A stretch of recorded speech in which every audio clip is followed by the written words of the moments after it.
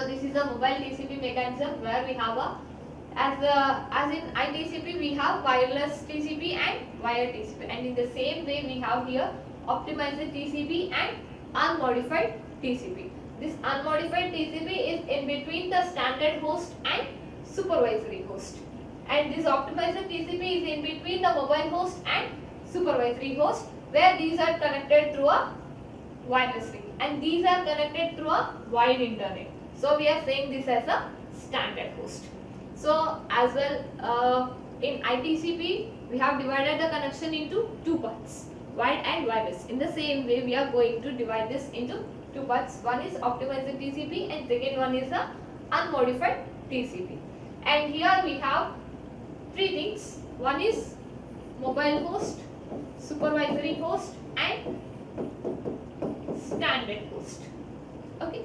So what is the case with respect to this?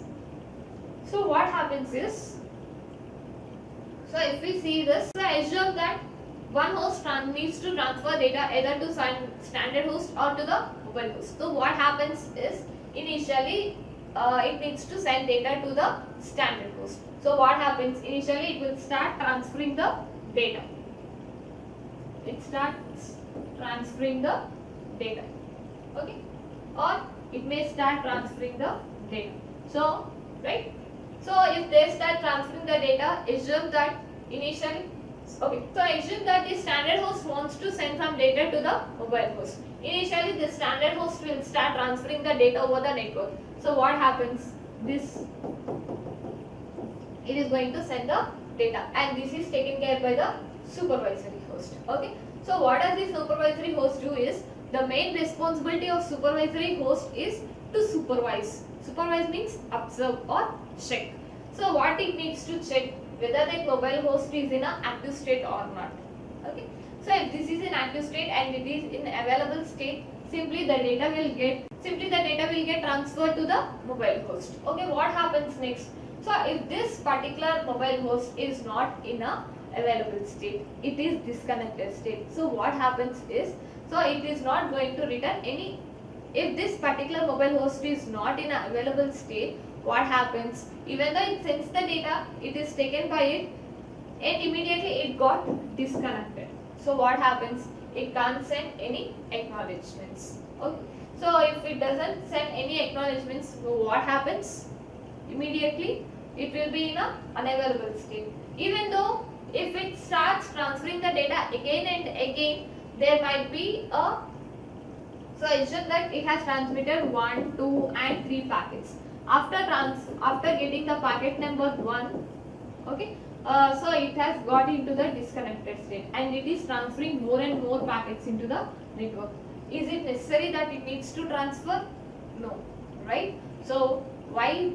So what does the supervisory host do is, this supervisory host is, the responsibility of supervisory host is to observe whether this mobile host is in a connected state or not. So if this is in a connected state, the data transfer can happen. If this is in a disconnected state, it needs to urge the sender that you go to the persistent mode.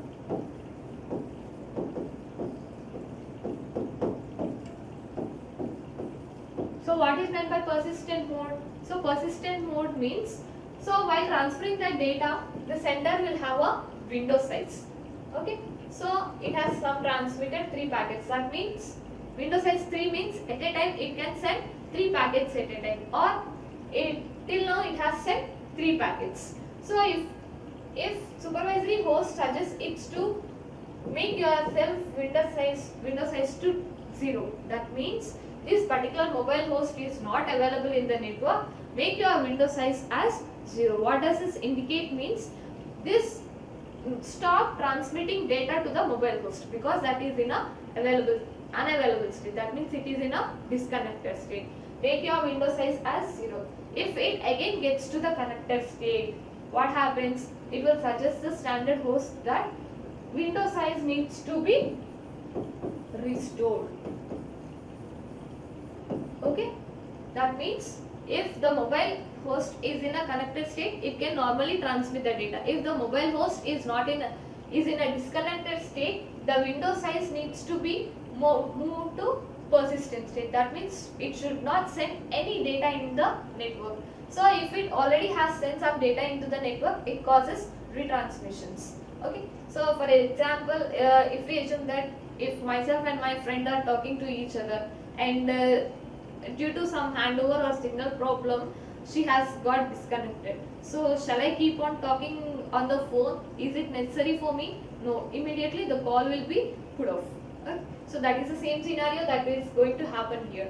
So if the data is being successfully data transmitted, it is going to check the acknowledgements. If the data is not transmitted, it is going to verify whether this is in a connected state or disconnected state. If it is in a connected state, check acknowledgements. If this is in a disconnected state, what happens? It needs to ask the standard host to go to the persistent mode. That means make your window size as 0.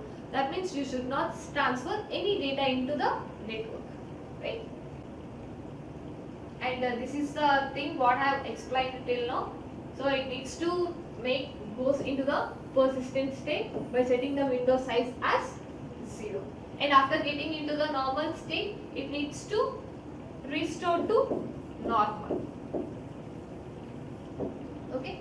And next, coming to the advantages of mobile TCP, here it is going to maintain end-to-end semantic. Why? Because here supervisory host is not going to perform any local retransmission. Whatever the retransmission needs to be done, it is done by the correspondent host itself. And next, if MH is disconnected, it simply sets window size to 0. That means it should not transfer any data into the network. So this will decrease the traffic in the network, and if there are any unnecessary packets in the network, it can also be stopped. And third thing is, no need to send buffer data in case of handover.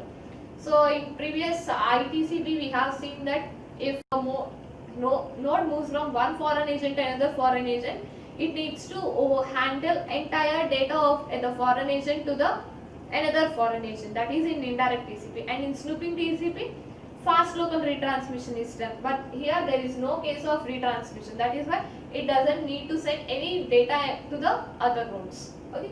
And coming to the disadvantages of mobile TCP, so here we are assuming that there is a low bit error rate. So this is impossible in the network.